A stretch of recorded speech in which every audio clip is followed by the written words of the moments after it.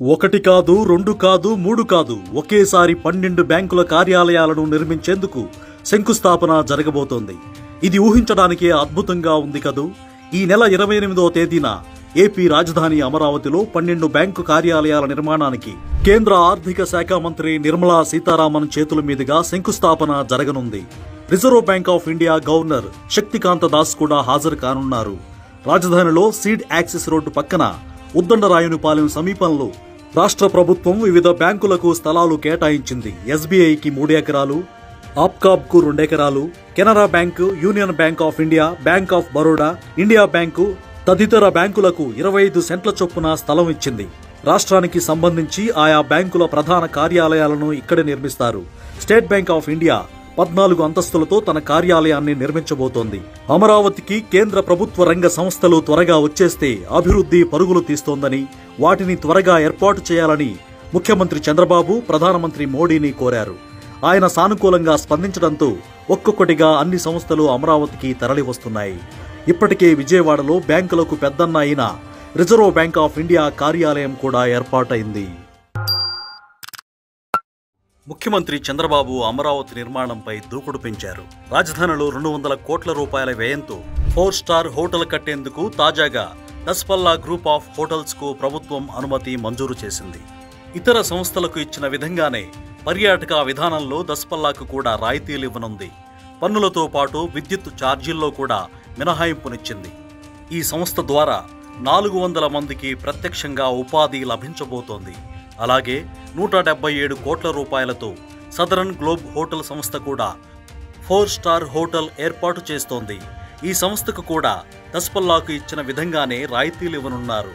మొత్తం 600 మందికి ఉపాధి లభించనుంది. అరకులోయలో విఎస్కే హోటల్ రిసార్ట్స్ సంస్థ 56 కోట్లతో లగ్జరీ రిసార్ట్ ఏర్పాటు చేయనుంది. దీని ద్వారా 200 మందికి ఉపాధి లభించనుంది. ఈ 3 సంస్థలకు 2029 వరకు రాయితీలు వర్తిస్తాయి. ఇప్పటికే రాజధానిలో వరుణ్ గ్రూప్ స్టార్ హోటల్తో పాటు కన్వెన్షన్ సెంటర్ కూడా నిర్మిస్తోంది. మరోవైపు కేంద్ర ప్రభుత్వ రంగ సంస్థలు కూడా నిర్మాణాలను ప్రారంభించేందుకు ముందుకు వస్తున్నాయి. ఒకేసారి 12 బ్యాంకుల ప్రధాన కార్యాలయాల నిర్మాణానికి శంకుస్థాపన కేంద్ర ఆర్థిక శాఖ మంత్రి నిర్మలా సీతారామన్ చేతుల మీదుగా జరగనుంది. Reserve bank of India governor Shaktikanta Das కూడా ఈ కార్యక్రమానికి హాజరవుతారు. ఇక విమర్శలకు, వివాదాలకు తెరపడింది. నిన్న గూగుల్ సీఈఓ సుందర్ పిచాయ్ ఓ కార్యక్రమంలో మాట్లాడుతూ గూగుల్ డేటా సెంటర్ విశాఖపట్నం రావడానికి గల కారణాలను వివరించారు. ప్రధానమంత్రి నరేంద్ర మోడీకి ఫోన్ చేసి విశాఖలో 1,33,000 కోట్ల పెట్టుబడి పెట్టబోతున్నామని చెప్పామని, దీనికి స్పందించిన మోడీ ఆత్మనిర్భర్ భారత్ కింద ఇది కీలక మైలురాయి అవుతుందని చెప్పారని పిచాయ్ తెలిపారు. ఇక్కడ మీరు గుర్తుపెట్టుకోవాల్సిన విషయం ఏంటంటే గూగుల్ సీఈఓ నోటి నుంచి హైదరాబాద్, బెంగళూరు, చెన్నై పేరు రావాలి, కానీ అనూహ్యంగా విశాఖపట్నం పేరు వచ్చింది. అంతేకాదు, ఆయన వైజాగ్ ను బ్యూటిఫుల్ కోస్టల్ టౌన్ అంటూ పొగిడారు. తాను వైజాగ్ గురించి మాట్లాడుతున్నప్పుడు ఆ సమావేశంలో ఉన్నవారంతా చప్పట్లు కొట్టాలని కోరడం విశేషం. అయితే సుందర్ పిచాయ్ విశాఖ పేరు ప్రస్తావించడం వెనక ఉన్న కారణాలను మీకు స్పష్టంగా వివరించబోతున్నాం. మొదటగా మంత్రి నారా లోకేష్ ఇటీవల వరల్డ్ ఎకనామిక్ ఫోరంలో పాల్గొనేందుకు దావోస్ పర్యటనకు వెళ్లారు. అక్కడ గూగుల్ కంపెనీ ప్రతినిధులను కలిశారు. ఇండియాలో మీరు డేటా సెంటర్ ఏర్పాటు చేయాలనుకుంటున్నారని తెలిసింది. అందుకు విశాఖపట్నం అయితే బాగుంటుంది. ఒకసారి ఈ విషయంపై మీరు ఆలోచించాలని లోకేష్ కోరారు.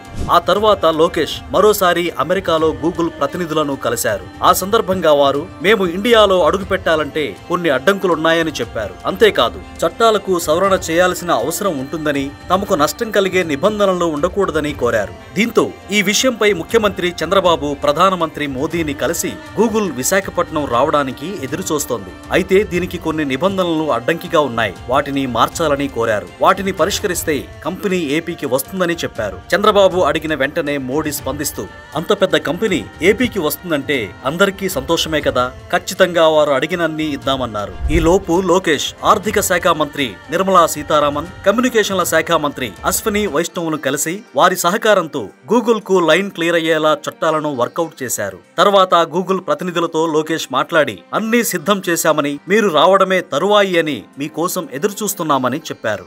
గూగుల్ కూడా వీరు మన పట్ల బాగా ఆసక్తి చూపిస్తున్నారు, రాయితీలు కూడా చాలా బాగున్నాయి, ఒక కంపెనీకి ఇంత ఇంతకంటే కావలసింది ఏముంటుంది అనే ఆలోచనతో వెంటనే వారు విశాఖపట్నంలో 1,33,000 కోట్ల పెట్టుబడితో అడుగు పెడుతున్నట్లు స్పష్టంగా చెప్పేశారు. చివరి నిమిషం వరకు వేరే రాష్ట్రాలు కూడా గూగుల్ ను తీసుకువెళ్లడానికి ప్రయత్నించాయి. కానీ లోకేష్, చంద్రబాబుల దృఢ సంకల్పం వల్ల ఈ రోజు గూగుల్ మన విశాఖకు వచ్చింది. కొంతమంది మాత్రం ఈ విషయంలో చంద్రబాబును, లోకేష్ ను హేళన చేస్తూ మాట్లాడుతున్నారు. రాజకీయంగా మనకు ఎన్నైనా ఉండొచ్చు, కానీ ప్రజలకు మంచి జరిగినప్పుడు మాత్రం అందరూ అభినందించాలి. రాష్ట్రాభివృద్ధి కోసం కష్టపడుతున్న వ్యక్తులకు మనం అండగా నిలవకపోతే ఇప్పటికే మనం వేరే రాష్ట్రాలకు వలస వెళ్లి ఉద్యోగాలు చేసుకుంటున్నాం. ఇది ఇలాగే కొనసాగితే రేపు ఆంధ్రప్రదేశ్ వెనుకబడిన రాష్ట్రంగా మారే అవకాశం ఉంది. సో గూగుల్ రావడానికి కారకులైన లోకేష్, చంద్రబాబును మనమంతా అభినందిద్దాం.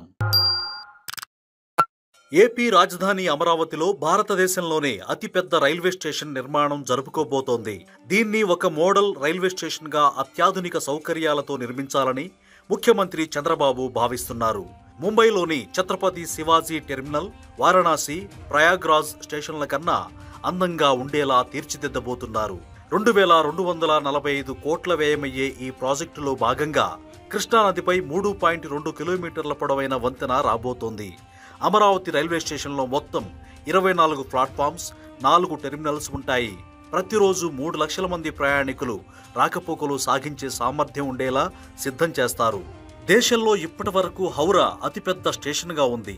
ఇక్కడ 23 ప్లాట్ఫామ్స్ ఉంటాయి. ఇప్పుడు 24 ప్లాట్ఫామ్స్తో 1,500 ఎకరాల సువిశాల ప్రాంగణంలో అమరావతి దేశంలోనే అతిపెద్ద రైల్వే స్టేషన్గా మారబోతోంది.